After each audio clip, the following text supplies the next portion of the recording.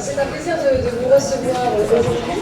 Vous êtes donc chirurgien, neurologue et neurobiologiste diplômé de Sciences Po HEC et d'UNA. Et vous êtes également un entrepreneur, en l'occurrence le fondateur et développeur de Domicile.fr, consacré à la santé et au bien-être, ainsi que du design d'entreprise high-tech. Auteur de plusieurs livres également, La mort de la mort et la guerre des intelligences, notamment. Vous vous intéressez aujourd'hui au mouvement transhumaniste et au bouleversement engendré par l'intelligence artificielle.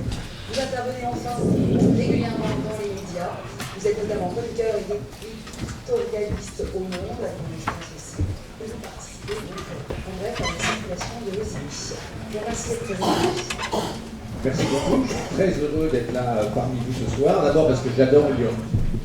J'aime beaucoup toute cette région. Je suis souvent ici parce que je passe ma vie à skier. Ce qui est beaucoup plus intéressant que l'intelligence artificielle. En fait. Et puis je trouve que cette réunion est bien organisée, studieuse et sympa. Et donc je suis content d'être là. Alors, on m'a demandé de parler d'un truc un peu aride qui est business model à l'ère de l'intelligence artificielle. Donc on m'a demandé un truc business. Donc alors les universitaires gauchistes vont être tristes, je demande pardon, je vais parler business, pognon, business quoi, la vraie vie, enfin la seule vie qui existe. Vous avez mon mail si vous voulez me demander les documents auxquels je fais référence, et puis vous avez mon compte Twitter, @dr_l_Alexis. J'aurais pu trouver encore plus compliqué ça. Alors, l'avenir des business models face à l'intelligence artificielle, il est compliqué. Je vais commencer par une des multiples conneries qu'ont raconté les gens qui ont parlé du passé, quand ils raisonnaient à une seule itération. C'est ce magnifique article du Time en 1894 expliquant que Londres allait bientôt être submergée sous plusieurs mètres de crottin de cheval à l'horizon 1930. Entre-temps, la voiture automobile est arrivée, un an plus tard, en 1895, et il n'y a plus de crottin de cheval. Donc, en matière d'intelligence artificielle, les études qu'on voit sont toutes plus connes les unes que les autres. Quand vous voyez l'étude qui dit que 47% des emplois vont disparaître, ils ne font que compter les métiers qui vont disparaître. Donc si on avait fait ça en 1895, on aurait compté les maréchaux ferrants qui allaient disparaître, tous les métiers automatisés, mais on n'aurait pas compté les métiers qu'on a inventés au XXe siècle. Depuis fabricant de microprocesseurs jusqu'à chirurgien cardiaque, en passant par youtubeur. Donc ces études catastrophiques qui montrent la fin du travail sont franchement aussi connes que la prédiction du Time sur Londres couvert de crottin de cheval. En termes de business, je pense qu'il faut arrêter de parler d'intelligence artificielle, on s'en tamponne de l'intelligence artificielle. La seule chose qui compte, c'est le mix entre l'intelligence artificielle et l'intelligence biologique. On n'a jamais vu un microprocesseur sur une table de cuisine se mettre à penser et à lire Kant. L'intelligence artificielle n'existe pas sans l'intelligence biologique. Et inversement, un manager sans intelligence artificielle, il sera à Pôle emploi, parce que quand vous êtes, par exemple, pilote, alors pas pilote chez Air France, je parle des vrais pilotes, avec des compagnies normales.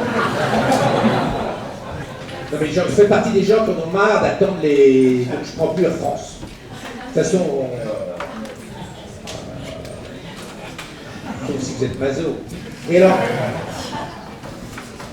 il y a 4000 capteurs dans un Airbus A380 sans un système expert, sans des algorithmes. Vous n'allez pas, quand vous êtes pilote, avec votre bite et votre couteau, analyser les téraoctets d'attaque que ça représente sur un Paris-New York. Donc, de toute façon, il ne faut plus raisonner intelligence artificielle ou intelligence biologique. Il faut réfléchir à la somme des deux, et en réalité, le fluide majeur au XXIe siècle, c'est l'intelligence artificielle plus l'intelligence biologique, les deux étant intimement liés et qui ne peuvent pas être séparés. L'intelligence artificielle, c'est d'abord de l'intelligence biologique industrialisée sous une forme scalable et packagée. Donc, on ne va pas parler d'intelligence artificielle, on va parler du management des intelligences, et en tant que businessman, Ceux qui ne seront pas des fonctionnaires feignants mais des vrais gens du travail, c'est une blague bien sûr. Vous allez être en permanence face à la nécessité d'interfacer l'intelligence artificielle et l'intelligence biologique.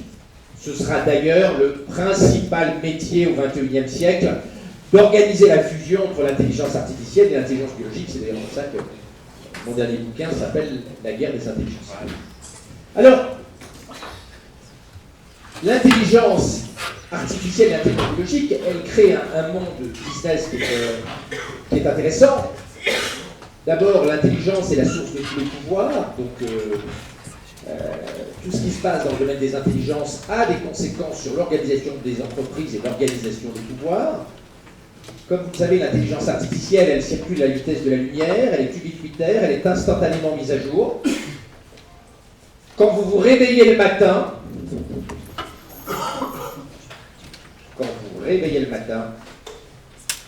le cerveau n'a pas été bien joué. Quand votre triage juridique se réveille le matin, le changement du code du droit du travail de Sud-Corée, il est déjà dans l'IA. Ça, c'est une énorme différence. C'est d'ailleurs ce qui fait dire à Yann Lequin, le patron de l'intelligence artificielle chez Facebook, on va très vite se rendre compte que l'intelligence humaine est très limitée. C'est une production centralisée, il n'y a que 10 producteurs d'intelligence artificielle sur Terre, les autres font de l'AI washing, c'est-à-dire prétendent faire de l'IA pour se vendre plus cher, ou pour se valoriser aux yeux de leurs copines, tout ça, mais ils ne font pas bien. Il n'y a que les GAFAM et les BATX. C'est un système oligopolistique. Tout à l'heure, Eudin vous l'a bien dit, on est dans une phase, et jusqu'en 2030, pour faire de l'IA, il faut des montagnes de données. Parce que l'intelligence artificielle est con comme une bite. Donc, qui a plein de données? Les GAFAM et les BATX, et pas mon jardinier, ni le pâtissier d'en bas. Donc, par construction, on est sur des modèles oligopolistiques, et il est peu probable qu'on soit capable de faire des intelligences artificielles qui apprennent avec peu de data, comme le font les bébés humains, avant 2030. Donc l'oligopole ou le monopole des géants numériques, il est là pour un certain nombre d'années. C'est un oligopole américano-chinois, ça vous a échappé, et il est consommateur des meilleurs cerveaux au monde, parce que l'IA encapsule le savoir des meilleurs cerveaux du monde. Et donc il va y avoir une concurrence mondiale des meilleurs cerveaux, parce que les meilleurs cerveaux sont attirés par l'industrie de l'intelligence artificielle. Bon, vous savez tous combien sont payés les très bons spécialistes d'intelligence artificielle chez les GAFA? À la louche, à 10 000 € près. 2 millions par mois. Pas par an. 2 millions par mois. Même les pilotes d'Air France sont moins payés. 2 millions par mois. Vous voyez que ça pose un vrai problème. L'INRIA risque de se dessécher, le CNRS pareil, et vous savez que le jour de sa nomination à la tête du CNRS, Petit, qui avant était à la tête de l'INRIA, l'Institut national de la recherche en mathématiques, avait donné donc une interview au Figaro dans laquelle il disait « Nous embauchons les chercheurs Bac plus 11 en intelligence artificielle en France à moins de 3 000 € par mois. » Ce qui est, compte tenu du fait qu'un chercheur en IA travaille 80 heures par semaine, moins que le salaire horaire d'une femme de ménage. Je n'ai rien contre les femmes de ménage, mais nous n'aurons pas de spécialistes de l'IA dans la recherche publique si on les paie au prix des femmes de ménage. À moins, enfin, on gardera quelques Asperger masochistes, mais finalement ils sont minoritaires. Alors, derrière, l'entreprise de demain va être soumise à une course de vitesse, à des risques nouveaux parce que les GAFA peuvent nous transformer en proie assez rapidement, vont devoir assumer ce mercato mondial des cerveaux qui va être terrible. Terrible. Enfin, si on est du bon côté et qu'on est bénéficiaire, vous allez vous faire des couilles en or. Mais si vous êtes le petit entrepreneur qui a un business model merdique et qui ne peut pas se payer cher les informaticiens, vous allez morfler. Et vous serez vassalisé par les GAFA. L'entreprise demain sera plus politique, elle sera très régulée, contrairement à ce qu'on pense, et le business aura des implications géopolitiques et philosophiques. Vous voyez bien que la nouvelle boîte d'Elon Musk, Neuralink, destinée à mettre des microprocesseurs dans le cerveau de nos enfants, a des implications qui dépassent le business, ça a des implications philosophiques, politiques, morales, voire pour certains religieuses. À la Manif pour tous et à Sens commun, ils sont extrêmement peu enthousiastes. Très très peu enthousiastes. Très peu. Je pense qu'à choisir, ils préféreraient se rallier au mariage gay qu'accepter les implants intracérébraux. Alors, oui, le paysage, c'est un peu les géants du numérique qui guettent les petites proies, soit pour les racheter, ce qui est bien, soit pour les dépecer. Mais le monde qui vient va offrir plein d'opportunités. Il faut juste avoir un petit peu de modestie. Je me suis fait engueuler. L'un de mes derniers papiers dans l'Express, les futurologues vont dire de plus en plus d'adresses. En réalité, j'ai été censuré par l'Express parce que mon papier s'intitulait « Les futurologues vont dire de plus en plus de conneries » et l'Express a dit « On ne peut pas mettre de conneries dans l'Express ». Et le rédacteur en chef a remplacé « conneries » par « âneries ». Je trouvais que c'était mieux avec « conneries ». La structure technologique, le développement de l'IA, l'opacité complète des recherches dans le domaine des NBIC et de l'IA des Chinois, la décision très rapide des géants du numérique d'entrer dans un secteur fait que l'incertitude sur le futur et l'incertitude sur le business va être plus importante que jamais. Et en plus, on ne sait pas comment la société va réagir aux enjeux de ces technologies démiurgiques.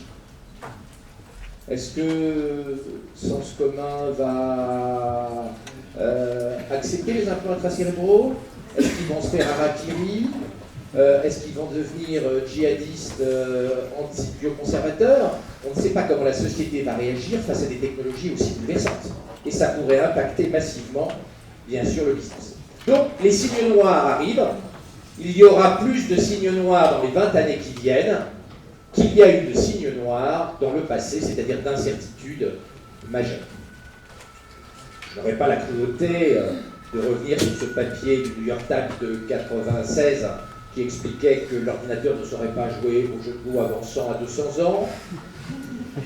Aux commerçants dans le monde entier, les chaînes de commerce qui disaient Amazon va déposer le bilan parce que de toute façon ils perdent de l'argent sur chaque transaction. Ils avaient juste oublié qu'Amazon allait inventer les web services, le cloud, et allait se faire des couilles en or, et que Amazon peut subventionner son service de livraison pendant quelques millénaires, de quoi assécher, décourager, désespérer, rendre triste et malheureux Walmart, Carrefour et les autres. L'entrée d'un Amazon dans l'espace était un truc totalement imprévisible. Alors, c'est pas du petit business, hein, c'est pas vos startups, enfin, ça a un tout petit peu perturbé Ariane Espace. Je vous fais pas de dessin. Et d'ailleurs, un colloque récent où je causais avec Stéphane Israël, le patron d'Ariane Espace, il a dit « Rien ne garantit qu'Ariane sera encore vivante la décennie prochaine. » Donc, vous voyez qu'on a ce qu'on appelle une GPT, General Purpose Technology, c'est-à-dire les technologies qui changent à la fois l'économie et la technologie. On a une GPT très violente. On a eu plusieurs vagues technologiques ayant des implications fortes. La vapeur, l'électricité, l'électronique et aujourd'hui l'intelligence artificielle. Et l'intelligence artificielle est particulièrement violente parce qu'en plus elle permet, en neurotechnologie, dans le domaine génétique, des choses qui changent notre identité même. Et il est plus bouleversant de changer le cerveau de nos bébés et de faire du bébé à la carte modifié génétiquement que de construire un TGV plus ou moins rapide. La vague technologique actuelle, elle est particulièrement bouleversante sur le plan moral. Kondratiev avait eu dans les années 30 cette intuition, cette andouille a eu le tort de présenter ce graphique, mais enfin, il ne connaissait pas les vagues futures, de présenter ce graphique au camarade Staline. Comme vous savez, Staline disait qu'il n'y aurait plus de cycle grâce à sa science économique, lui qui pensait être le plus grand savant de tous les temps. Et donc il a présenté une courbe avec des hauts et des bas, donc ça veut dire que le camarade Staline de temps en temps se trompait. Staline l'a très mal pris, l'a envoyé au goulag. Contrairement aux biologistes qui mouraient de faim au goulag, lui il a été exécuté en 1938, donc il a assez peu souffert. Je vous déconseille de faire de l'économie dans les régimes staliniens. En Corée du Nord, c'est pas beaucoup mieux non plus. Alors, Braudel, l'historien du temps long, nous a appris qu'il y a des choses, si on n'est pas le Maroc, qu'on n'est pas la Norvège et qu'on n'est pas le Canada, c'est parce qu'on a des éléments historiques qui viennent de loin, ce qu'on appelle le temps long. Et la vague technologique et l'intelligence artificielle n'arrivent pas sur une plage vide, elle arrive sur 1000 ans d'histoire.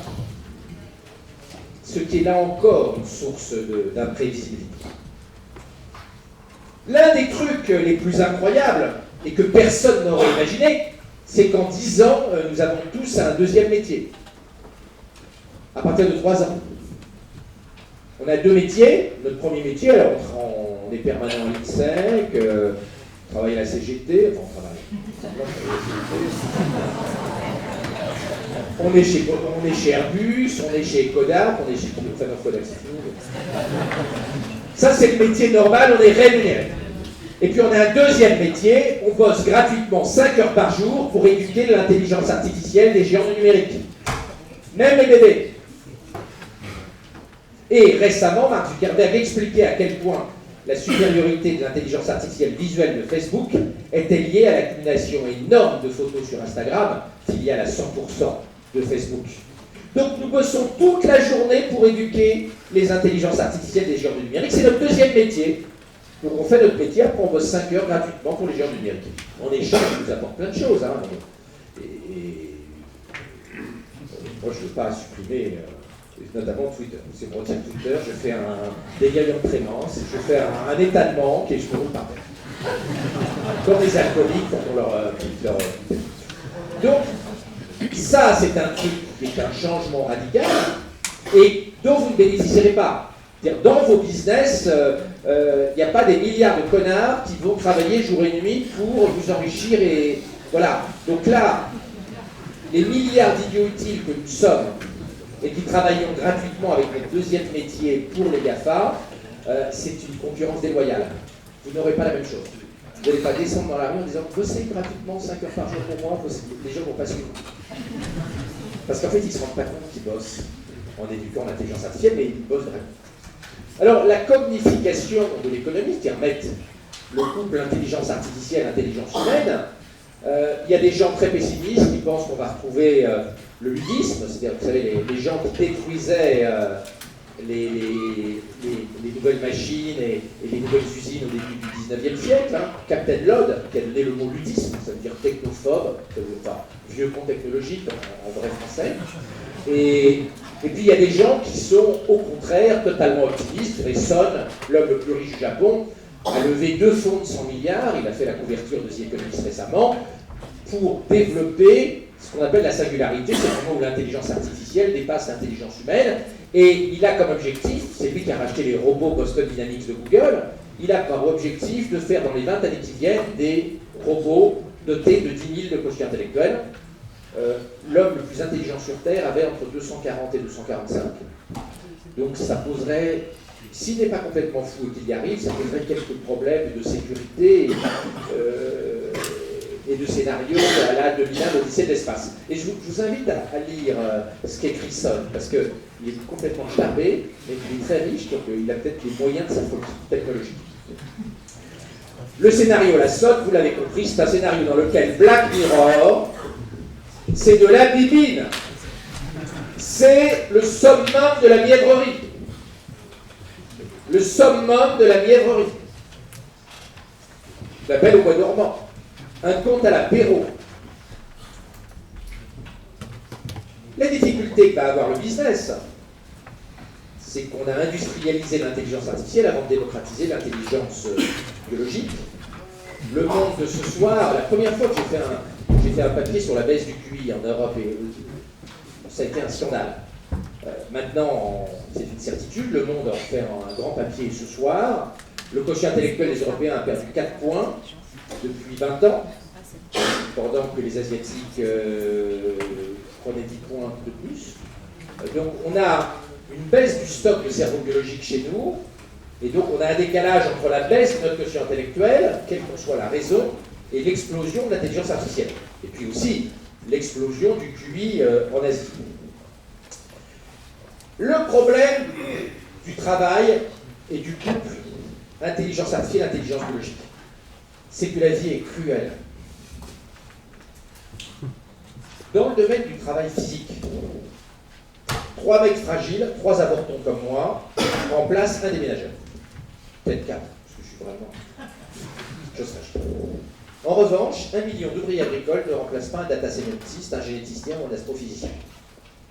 Et vous comprenez tout de suite que les écarts de rémunération à l'ère de l'intelligence, de la société de la connaissance, seront plus forts qu'à l'ère du travail manuel. Une crevure gagne le tiers d'un déménageur dans le monde physique. Combien gagne un ouvrier agricole face à un data scientist à l'ère de l'intelligence artificielle? La réponse pessimiste, celle par exemple de Harari dans Mudeus, est pas grand-chose. L'intelligence étant ce qui permet de prendre le pouvoir, c'est toujours ça, et ce sera ça pendant votre carrière. Vous comprenez que l'enjeu du couple intelligence artificielle et intelligence biologique, il est majeur. Est-ce qu'on peut garder une société de solidarité intellectuelle ou va-t-on vers un apartheid intellectuel? Ça dépendra de ce que vous ferez. Si vous, entrepreneurs, vous arrivez à faire évoluer la formation continue, à trouver des EdTech permettant de réduire les inégalités intellectuelles, nous aurons demain une solidarité intellectuelle, sinon nous aurons l'apartheid intellectuel dont parle Harari, des dieux qui maîtrisent l'intelligence artificielle, des inutiles qui sont revenus universels en attendant leur mort, gods en useless.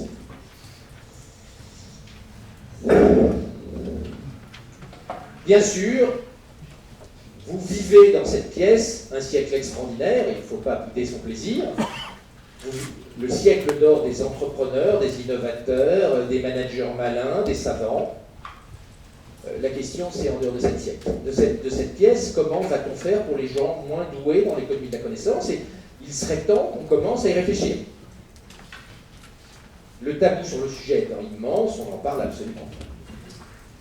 Alors, revenons sur l'intelligence artificielle et sur sa genèse. Vous savez bien que le premier colloque sur l'intelligence artificielle à Dartmouth College, en 1956, où a été inventé le mot intelligence artificielle, est le plus bel exemple de manipulation politique depuis Éric le Rouge.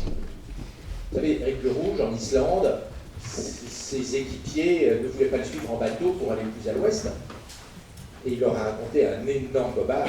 Il leur dit, il y a un incroyable pays vert, le Groenland. Comme vous savez, le Groenland était déjà blanc et il est tout blanc. Avec le réchauffement climatique, il va peut-être devenir gris. Enfin, il n'a jamais été vert. Et les mecs l'ont suivi. Et ils sont tous morts. Les Danois ont recolonisé plus tard, mais ils sont tous morts. Donc ça, c'était le premier mensonge. Et le deuxième grand mensonge politique, c'est qu'ils ont été géniaux, ils cherchaient des subventions, ils ont dit, si on appelle ça intelligence artificielle, on va avoir plus de pognon que si on appelle ça cybertronico, machin truc. Ça marchait, on parle encore d'intelligence artificielle, alors que Edin vous l'a bien expliqué tout à l'heure, l'intelligence artificielle, elle est con comme une bite, elle est tout sauf intelligente. Encore, je pense que les bites sont plus intelligentes que l'intelligence artificielle. Mais c'est un propos d'urologue.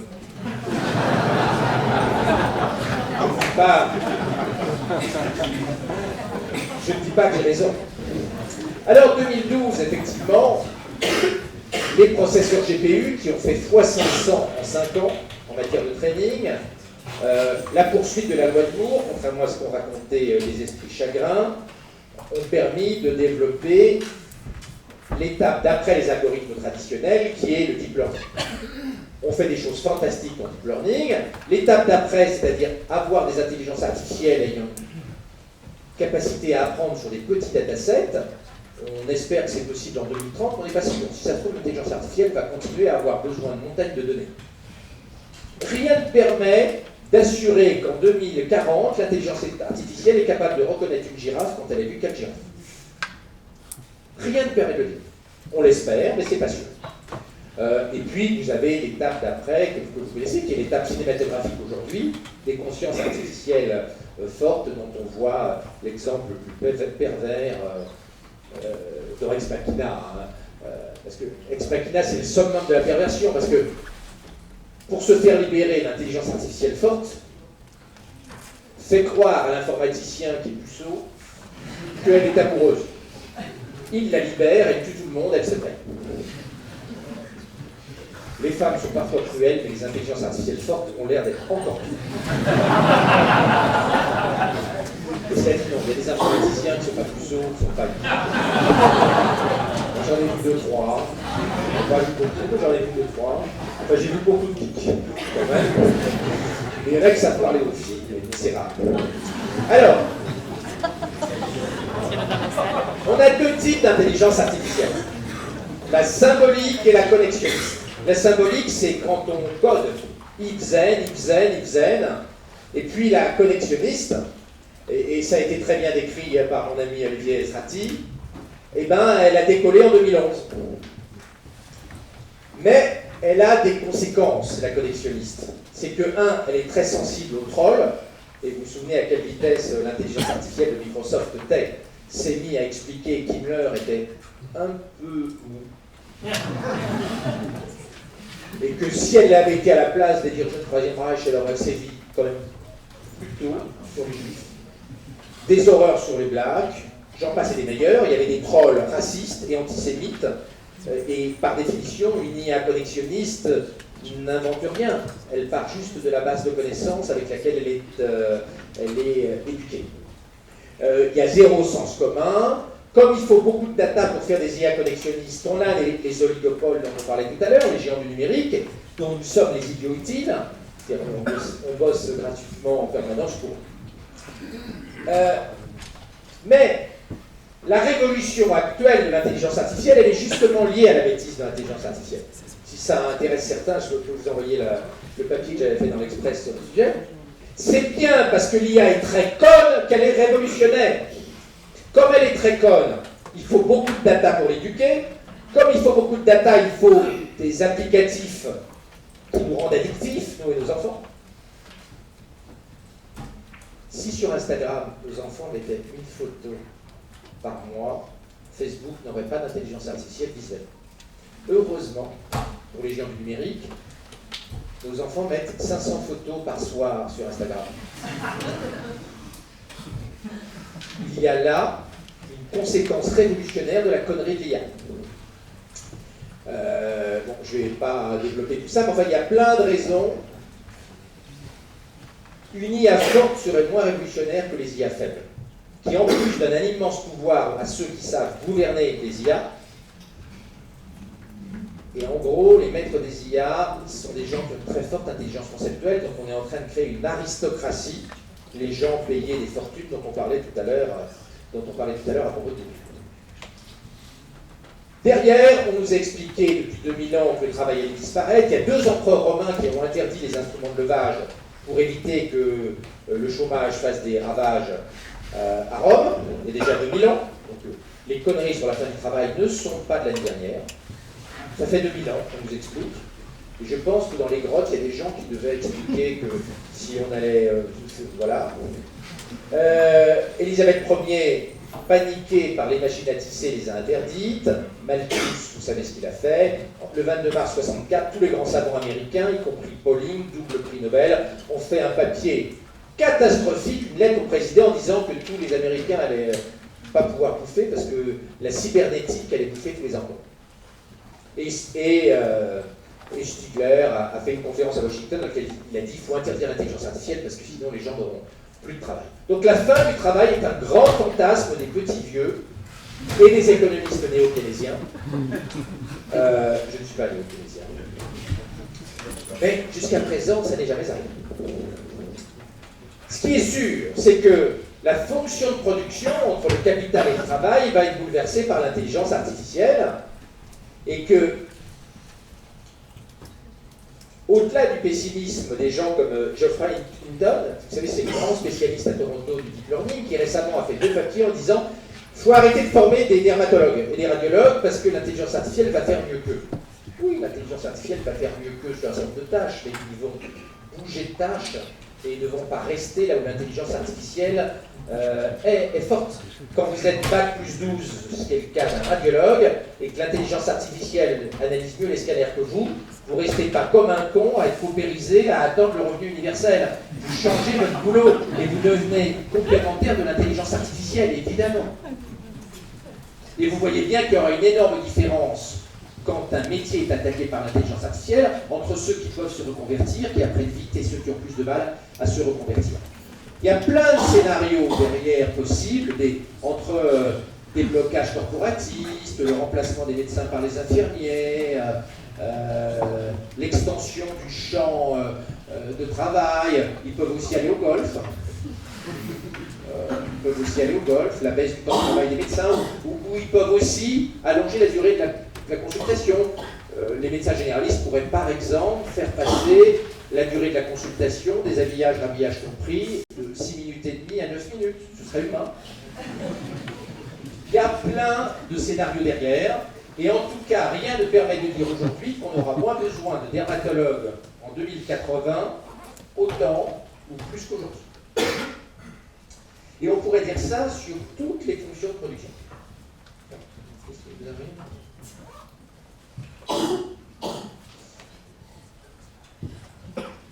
Ce que l'on sait dans la théorie économique, c'est que quand un facteur de production gratuit arrive, c'est le cas de l'IA, quasi gratuit, les gens qui sont en concurrence avec ce facteur de production voient leur valeur s'effondrer, donc le travail non qualifié va baisser, et inversement, le travail qualifié qui est nécessaire pour encapsuler, pour gérer, pour organiser l'intelligence artificielle va avoir sa valeur augmenter.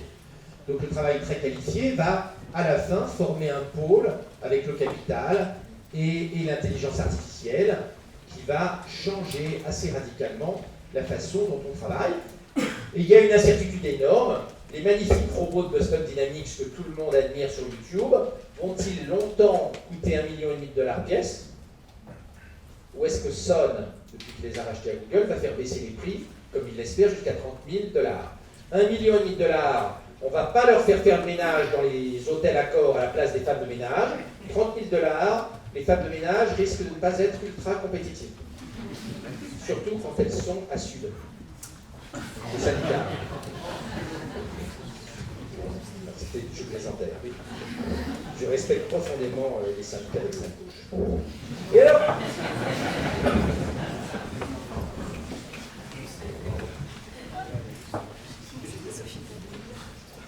mon sentiment, et si ça se trouve, je dis des énormes conneries, ça m'est déjà arrivé, c'est que en haut, c'est le travail très qualifié, moyennement qualifié au milieu, pas qualifié en bas. On est dans une période assez curieuse où on a le travail très qualifié est à l'équilibre, on a une baisse du pouvoir d'achat sur les cadres moyens. Depuis 30 ans, les cadres moyens en France, en Allemagne, aux États-Unis n'ont pas vu leur pouvoir d'achat augmenter. Et inversement, on a une explosion de travailleurs du travail non qualifié.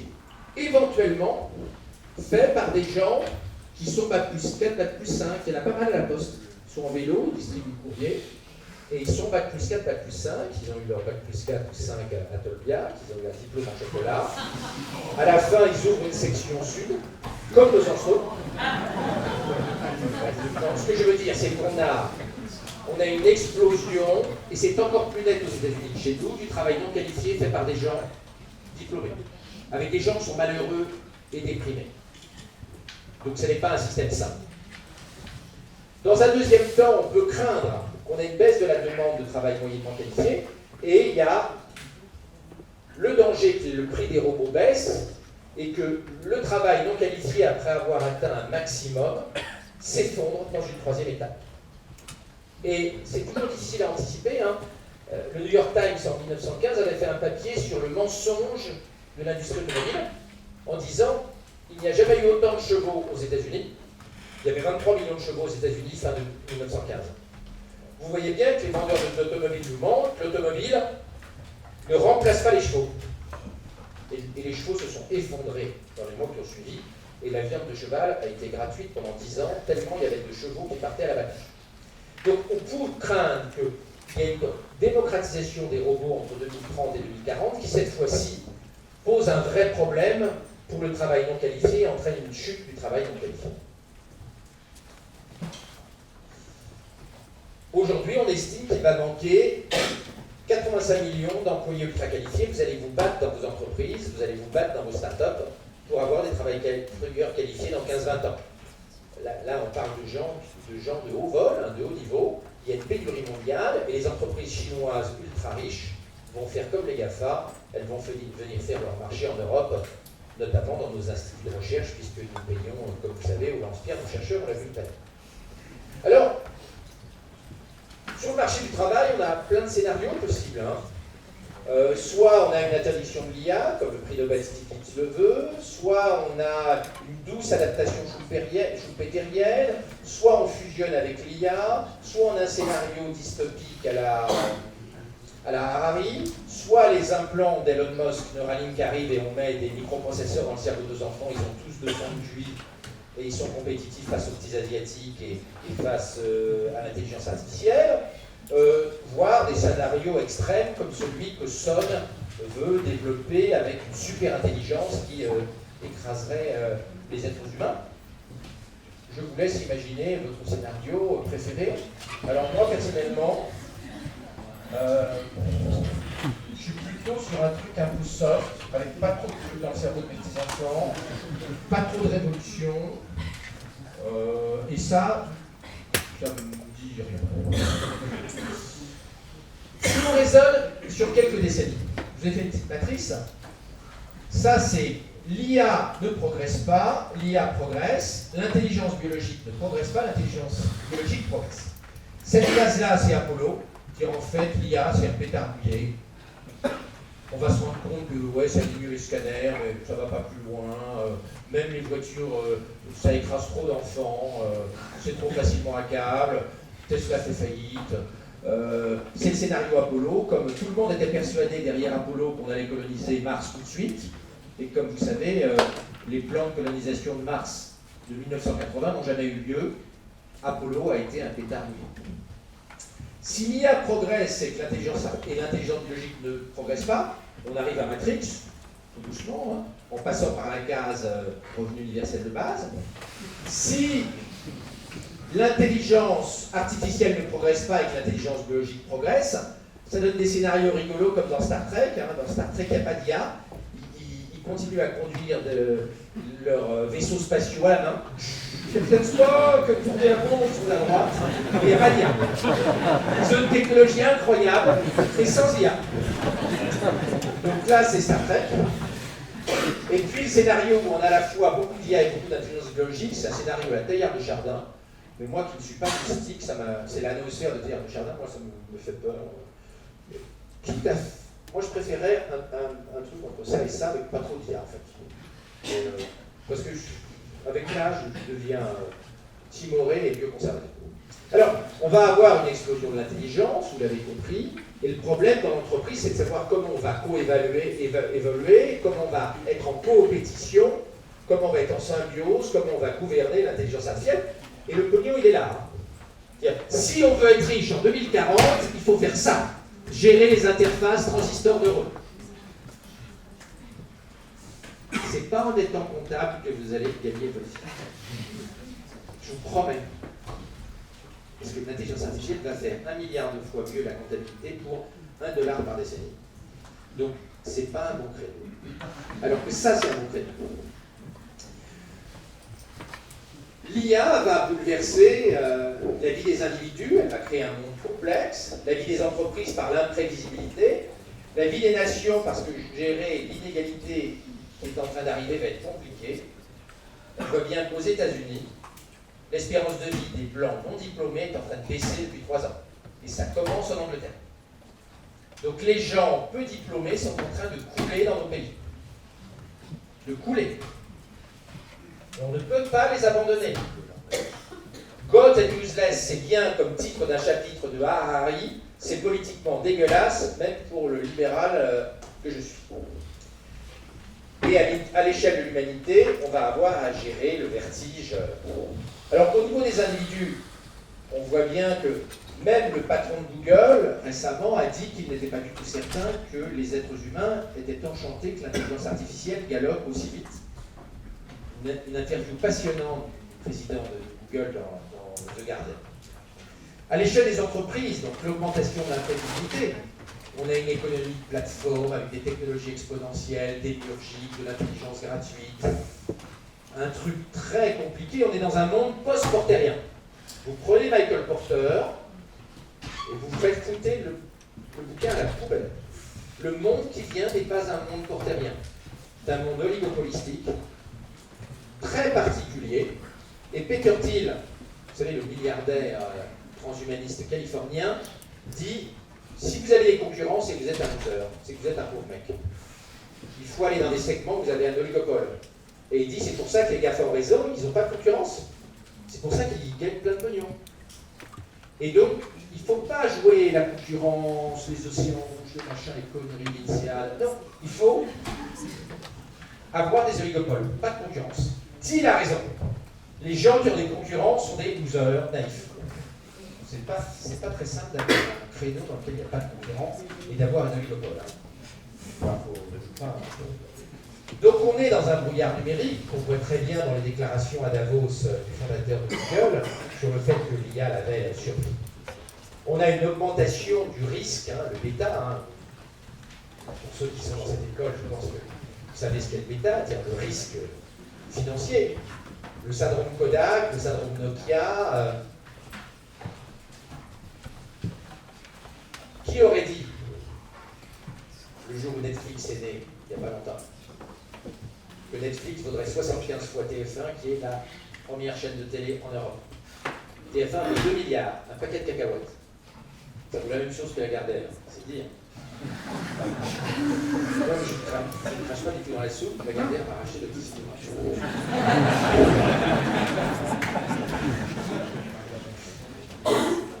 Très bien. Et personne. Et pour ceux qui aiment les scénarios utopiques, je vous invite à voir la conférence de presse qu'a donnée le patron de Netflix il y a quelques mois, dans lequel il a dit vendre des fichiers MP4 aux utilisateurs n'est pas notre business model futur. Notre business model futur, c'est de donner une pilule qui fera vivre le film à l'utilisateur, comme dans Total Recall. Vous savez que dans Total Recall, ça ne se passe pas très bien, d'ailleurs il fait une schizophrénie très grave. Moi, personnellement, j'aimerais qu'il y ait plein de gens qui ont essayé avant de répondre. Il va bien sûr falloir faire beaucoup de veille technologique. Je pense qu'aujourd'hui, quand on crée un business, il faut voir le cas d'école d'Invisalign.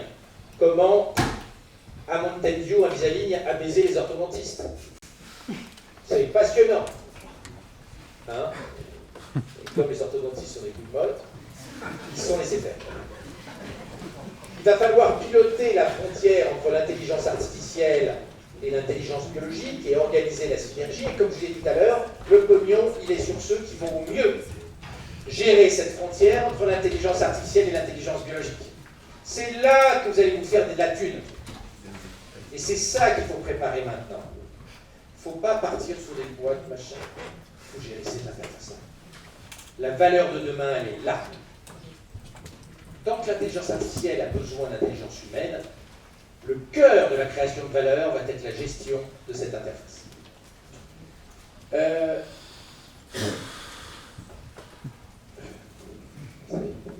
Mais vous allez aussi devoir gérer l'hyper-régulation, parce qu'à l'hyper-technologie, nous allons avoir une hyper-régulation.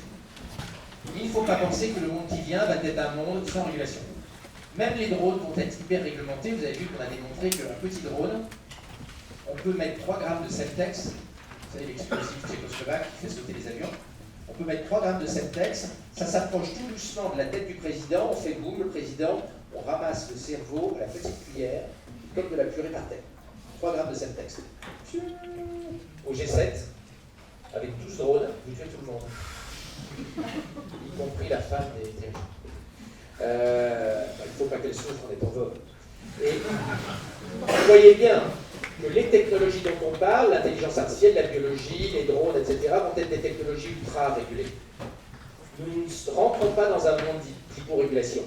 Et quand on voit que les chercheurs canadiens avec 100 000 $ ont réussi à refaire le virus de la variole, qui était éradiqué depuis 40 ans, et qui est mortel dans 100% des cas, 80 à 100% des cas, et dans lequel, dans cette salle, il doit y avoir 20 vaccinés, 30 vaccinés, le professeur Kapferer, moi, ouais, enfin, vous voyez, nous, s'il y a une épidémie de variole, on est sauvés, mais alors vous, les petits jeunes, non, mais en réalité, en France, on a une chance. La France a gardé 30 millions de doses vaccinales. On a de quoi vacciner à peu près tout le monde. On fera un tirage au sort si on... Bref, on ne va pas laisser les gens faire de l'IA forte dans leur cave et de la biologie de synthèse dans leur cuisine et de fabriquer des drones aux alentours du G7. La régulation va être fondamentale. Et donc les deux trucs importants pour faire des business dans les années qui viennent, c'est de gérer l'interface IB-IA et de bien gérer l'évolution de la réglementation. Car la réglementation va être de pire en pire. Les gens se plaignent qu'il y a trop de lois, mais demain ça va être pire. Alors, troisième niveau, au niveau national, les inégalités. Alors d'abord, l'inégalité entre les continents. Il ne vous a pas échappé que dans la bataille pour l'IA, il y a l'Europe et il y a la Chine, mais il n'y a pas... Pardon, il y a la Chine et les États-Unis, il n'y a pas l'Europe. On est devenu tout doucement une colonie numérique des GAFA. Vous avez vu que Canal+ a investi 30 ans sur ses décodeurs et les a foutus à la poubelle en demandant pardon et en allant chez Apple, il y a un mois. Total a confié son exploration pétrolière à Google le mois dernier. Carrefour a passé un deal avec Tencent en Asie et avec Google hier soir. Oui, une présentation, elle est up-to-date. Avec Google en Europe. Vous voyez que notre dépendance et notre fragilité dans le Game of Thrones des géants numériques est extrêmement forte. Et entre l'axe Washington, GAFA et Pékin, BATX, nous sommes des petits-enfants. Thales a annoncé faire un cloud sécurisé pour l'armée française. En réalité, c'est pas Thales, c'est Thales plus Azure de Microsoft. Nous sommes technologiquement vraiment en voie de spatialisation technologique. Et derrière, on a une énorme concentration dans quelques métropoles à l'échelle mondiale de la richesse, des technologies NBIC, des fintech, des cerveaux, des entreprises les plus rentables. Nous faisons un grand bond en arrière de 1000 ans. Nous faisons un grand bond en arrière de 1000 ans. Comme à Venise, quand il y avait 5 métropoles en Europe, avec les artistes, les savants, les startups, il y avait plein de startups commerciales, comptables, etc. à l'époque. Venise a inventé la société anonyme, la société de projet, avec Amsterdam a inventé la comptabilité en partie double, etc. Et a développé, avec Gênes, plein d'innovations bancaires, notamment le crédit lombard. Et bien on se retrouve 1000 ans en arrière. Et le niveau de vie autour des métropoles était 100 fois plus faible. Des millions de paysans qui bossaient pour nourrir les quelques cœurs européens. Nous sommes en train de recréer cette situation-là. Regardez l'état de l'Angleterre centrale, regardez l'état de la France de l'Est, regardez l'état du Mezzogiorno en Italie. Enfin, mais là il fait beau, ça va. La misère est moins pauvre, enfin c'est un chanteur de chez vous, c'est ça. La misère est moins dure au soleil. Vous voyez que nous sommes en train de créer une augmentation des inégalités comme nous n'avions pas eu depuis 1000 ans. Entre la Rose Belt qui a voté Trump et la Californie, l'écart il est aujourd'hui monstrueux.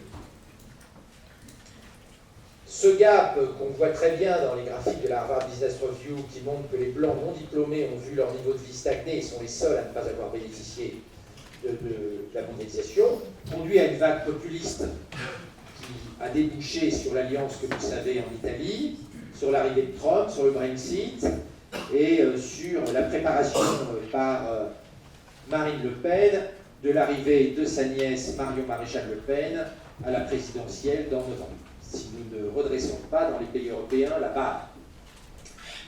Il y a même aux États-Unis aujourd'hui plusieurs essais qui recommandent de supprimer soit le suffrage universel et de revenir au suffrage censitaire, c'est-à-dire seule la bourgeoisie a le droit de voter, soit de contourner le vote populaire avec un argument horrible, digne d'Harari. Le monde de l'IA est trop compliqué pour le peuple, il ne faut pas que ce soit eux qui décident. Ils sont populistes. Ils ne vont pas comprendre. dis pas du tout que c'est un schéma auquel j'adhère, hein, c'est une constatation politique qui fait des actes. Nous risquons aussi le retour de la violence politique. Hein. Le patron des patrons allemands a été assassiné il y a 30 ans, le Premier ministre italien a été retrouvé dans sa voiture de fonction, et le patron de Renault en France a été assassiné par les Gilets rouges. La violence politique peut être le débouché de cette inégalité créée par ce monde où vous allez être des seigneurs et où les gens qui sont loin des technologies de l'information, du monde de l'entreprise et de l'innovation vont être en situation de précarité croissante. Surtout après l'arrivée de robots de TEDIA dans 10-20 ans. Alors, à l'échelle de l'humanité tout entière, on doit gérer le fait qu'Homo Deus, l'homme doté de pouvoirs démiurgiques, se développe avec la volonté de la Silicon Valley, de la Chine, de tuer la mort, de développer l'exploration du cosmos, de fusionner nos cerveaux et l'intelligence artificielle, de développer l'announcement, le bébé à la carte. Tous ces fantasmes que les anglo-saxons trouvent très très drôles. D'ailleurs, Times expliquait que la mort de la mort pouvait arriver dès 2045.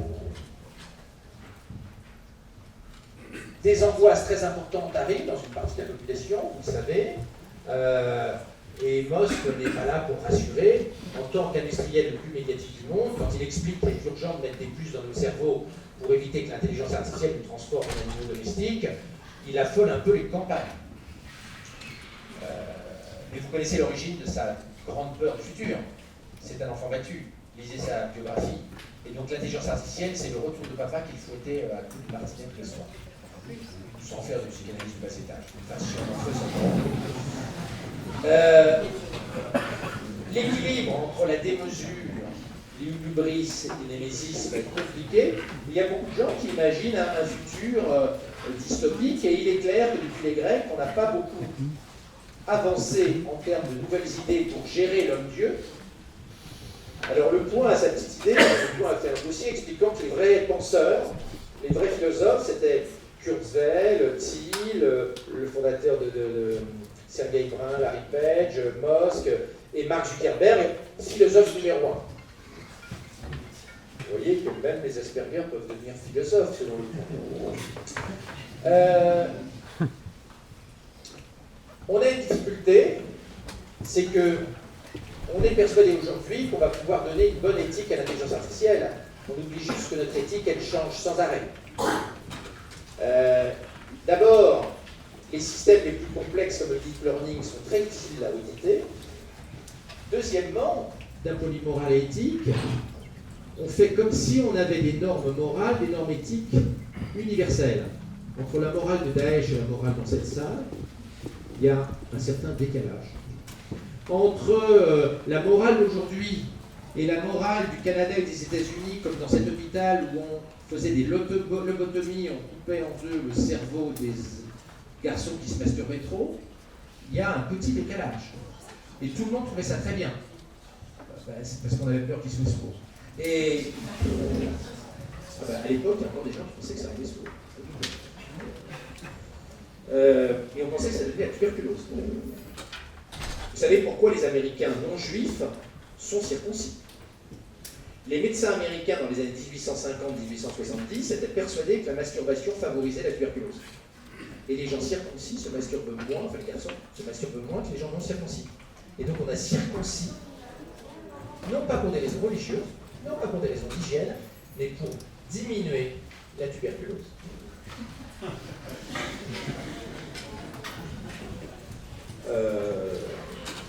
Bon, donc on a des différences d'éthique très fortes qui posent une question: quelle éthique on donne à l'intelligence artificielle? Quoi? Ah oui, il y a beaucoup d'informaticiens, je suis désolé, c'est juste à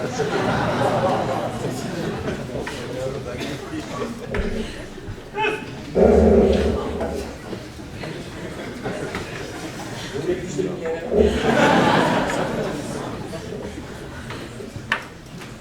Non, toute plaisanterie mise à part. Regardez, en 60 ans de différence, la femme la plus moderne de France des années 50, Jeannette Vermès-Torres, expliquait au moment du débat sur la pilule c'était la numéro 2 du Parti communiste. Elle explique que molécule, jamais le Parti communiste français n'acceptera que les femmes travailleuses forniquent comme les bourgeoises, non à la pilule. C'était il y a 60 ans.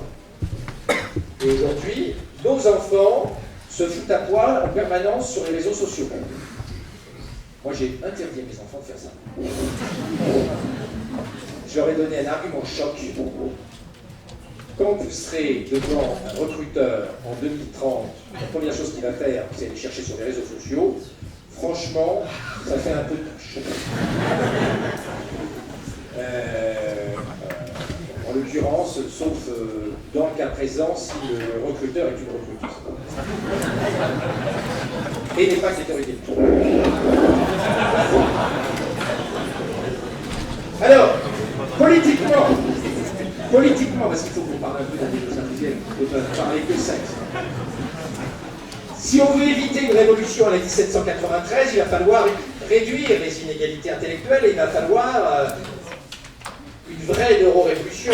2017, pour moi, c'est le début de la neurorévolution. C'est le début des projets d'Elon Musk avec Neuralink.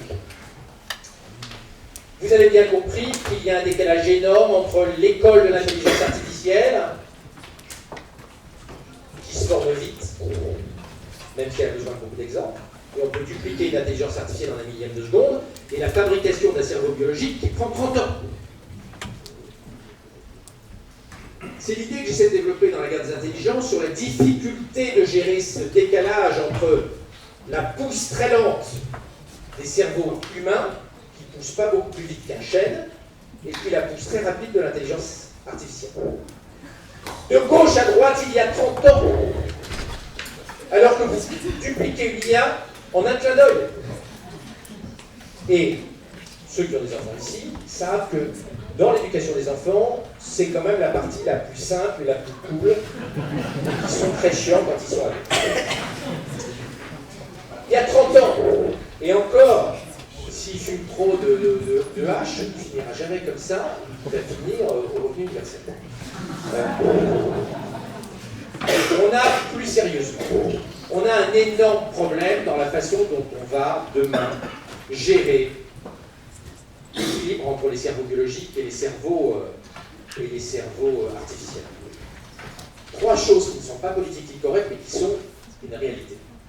Plus on est intelligent, plus on gagne de pognon dans une société de l'intelligence artificielle et de la connaissance. Statistique. Mark Zuckerberg gagne plus qu'une ouvrière de chez lui. Et c'est exponentiel. Deuxièmement, plus on est malin, plus on apprend vite. Or, ce sont les gens les moins doués qui vont être le plus bousculés par l'intelligence artificielle et la robotique. Et ce sont eux qui apprennent le moins. Vous apprenez dans cette salle plus vite qu'un ouvrier agricole, hélas, apprend. C'est une réalité factuelle, statistique. Troisièmement, et là c'est une injustice sociale, on concentre la recherche en pédagogie sur les gamins les plus doués. On investit plus en recherche en pédagogie dans les grandes écoles que dans les IUT merdiques. On investit plus en recherche en pédagogie dans les Montessori. Je n'ai pas dit les IUT, j'ai dit les IUT, mais dans les écoles Montessori que dans les écoles peu favorisées. Mais vous savez combien coûte une maternelle dans une Montessori à New York? 60 000 $ par an et par enfant. Ils peuvent investir dans l'école de mes enfants. Dès la maternelle, quasiment tous les profs sont PhD. Dès la maternelle. Donc on a une injustice totale, c'est qu'on met le plus de recherche en pédagogie sur les gamins déjà les plus doués. Alors qu'il faudrait justement faire le contraire et cesser d'aider encore un peu plus les enfants de la haute bourgeoisie. Plomine, qui est un grand neurobiologiste, a montré une autre grande injustice, c'est que l'intelligence est fortement génétique, hélas, et que même la lecture est fortement génétique. Nos capacités de lecture sont aux 2 tiers d'origine génétique et seulement 1 tiers d'origine environnementale et spatiale. J'ai dépassé mon temps? Oui. De combien? Seulement. Et il y a, je vous invite, vous qui travaillez dans l'éducation, à regarder ce rapport aux États-Unis, The New Age, qui montre à quel point la formation professionnelle ne marche pas. Ils ont pris la formation professionnelle des maîtres, 18 $ par maître et par an aux États-Unis, Efficacité des 18 000 $, zéro. La formation des adultes ne marche pas.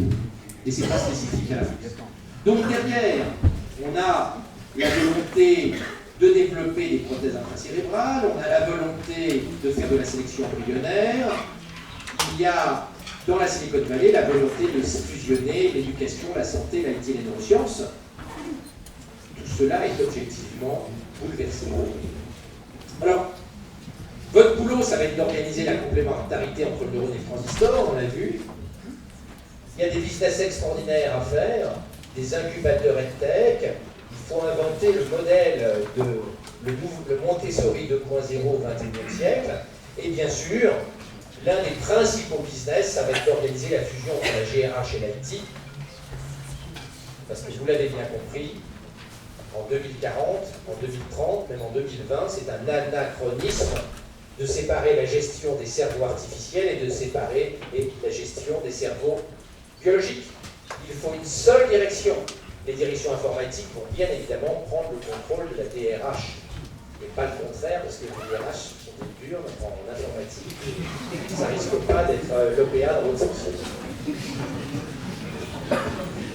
Juste un dernier truc. Il faut qu'on fasse attention par rapport aux jeunes générations.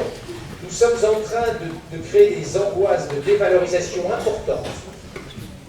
Et là, les TED, les X-Prize sont une responsabilité et déconnent à plein tube. Je suis chirurgien, médecin, donc,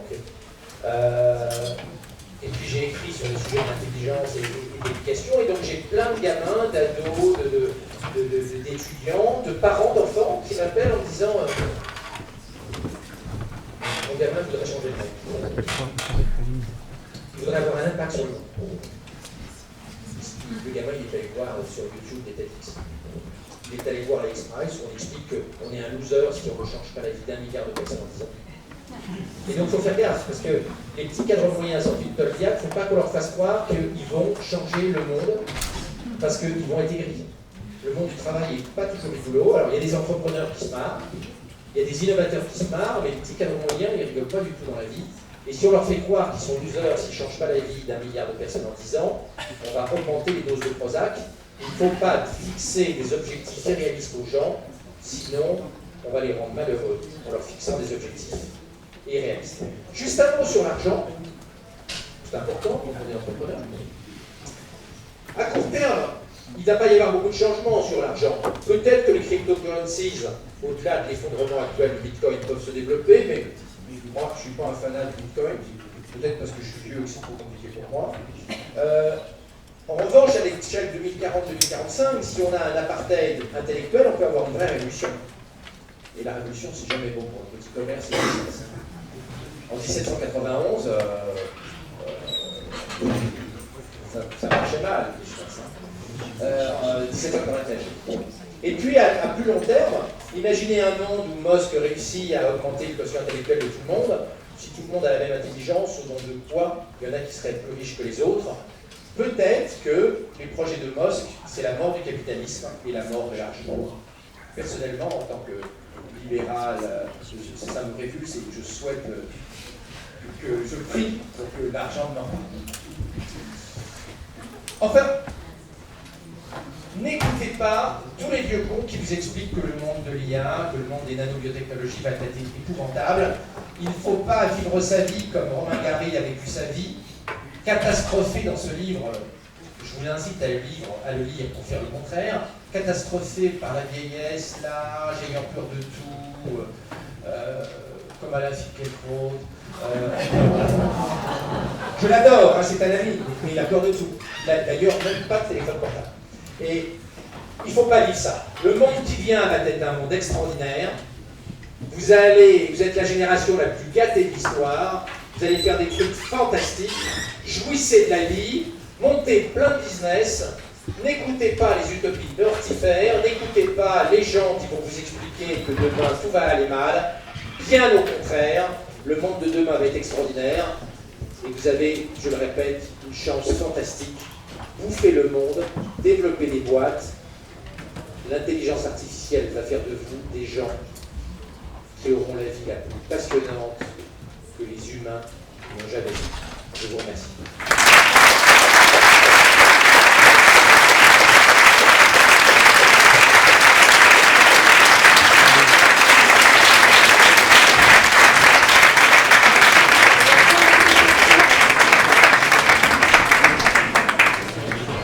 Faut lire mon livre, hein, quand même.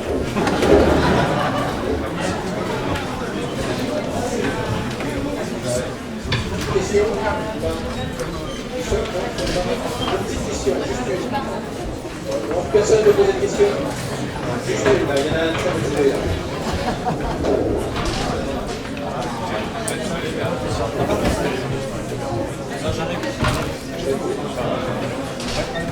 Allez-y. Ouais, t'as tu es en bus? J'entends rien. Le bus, Ouais, attends. Ça marche pas. Oui, il marche. je suis en bus, ouais. C'est vrai. Je suis en cours. J'espère que t'es pas de mélange chemise. Déjà, bon courage. Ouais. Oui. Ouais.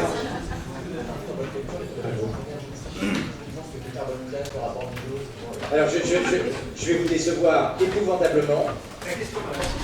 L'énergie, je crois qu'il y a plein d'énergie. Je ne crois pas à la fin du monde, pas plus qu'à Londres submergée par le crottin. Des crises écologiques, on en a eu. À Londres, le grand smog en 1952 a fait 13 000 morts en 48 heures. Puis ils ont interdit le chauffage au charbon. L'air à Londres n'a jamais été plus pur. Le trou de la couche d'ozone était censé nous donner tous un cancer de la peau. J'étais trop jeune, je n'étais pas né, mais quand j'avais ton âge, on nous expliquait qu'on allait... Non, il n'y a plus de trou qui est en train de se résorber, et on n'est pas tous morts. Donc je ne crois pas qu'on manque d'énergie, je pense qu'il y a énormément d'énergie sur Terre. On a une crise écologique, c'est évident. Pas chez nous, mais en Asie. Hein. Le fleuve Mekong fait une rivière de plastoc. C'est clair, je pense que la technologie va aider à résoudre ces problèmes. Je ne suis pas inquiet sur le plan énergétique et sur le plan écologique, mais parce que je suis optimiste et je respecte tout à fait les collapsologues. Vous savez qu'il y a même un courant, les VEMT, qui explique qu'il faut qu'on arrête de faire des bébés pour qu'on disparaisse de la Terre d'ici 2250, pour que la Terre soit à nouveau vierge de toute présence humaine. Hein. Et donc ils se font stériliser pour qu'il n'y ait plus d'hommes dans 200 ans. Alors moi je ne suis pas super je pense qu'on va coloniser Mars comme Musk. Donc je ne pense pas qu'on manque de matières premières, d'énergie, et je pense qu'il y a une vraie crise écologique et qu'on va les régler, parce que je suis fondamentalement optimiste, et je respecte les gens qui sont sous Prozac, inquiets, qui ont très peur. Je pense que c'est un acte de foi. Soit on est optimiste et on pense qu'on va s'en sortir, soit on est pessimiste, on est collapsologue. Et moi j'ai des copains qui ne font pas d'enfants, on est persuadés que le monde de demain va être un enfer. Hein. Moi j'y crois pas. Donc moi je vous incite plutôt à monter plein de business, faire plein d'innovations, à but lucratif ou à but non lucratif, et à ne pas trop vous inquiéter d'un futur épouvantable. Les vieux ont toujours pensé que demain serait horrible. Non, mais une grave crise. T'as peur? N'aie pas peur. Mais je ne suis pas Jean-Paul II.